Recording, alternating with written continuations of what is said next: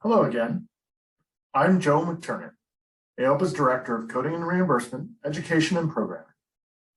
I want to thank you for joining me for another edition of AOPA's Take. Today, we are going to discuss an issue that has been a significant source of frustration for O&P providers, referring physicians, and Medicare beneficiaries: reasonable useful lifetime restrictions and same or similar denials. How many times have you had a Medicare beneficiary enter your O&P practice wearing a walking boot, only to present a prescription for a custom AFO?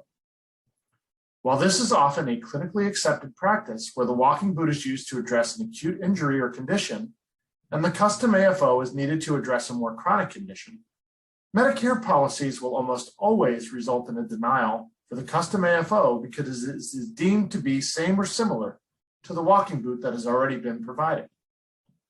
For most lower limb orthoses, the current Medicare reasonable useful lifetime is 5 years, meaning that Medicare will not cover the replacement of the same orthosis or provision of what they deem to be a similar orthosis within a 5-year period. The 5-year useful lifetime restriction applies in all situations where there is no documentation of either a change in patient condition or evidence of theft, loss, or irreparable damage to the orthosis. In situations where one of these conditions are met, the burden remains on the provider to ensure that adequate documentation exists to allow Medicare coverage of the replacement or new orthosis within the 5-year useful lifetime. AOPA, along with our O&P partners, as well as those in the physician and therapy communities, have collaborated to address how reasonable useful lifetime restrictions and same or similar denials are negatively impacting Medicare beneficiary access to medically necessary, clinically appropriate O&P care.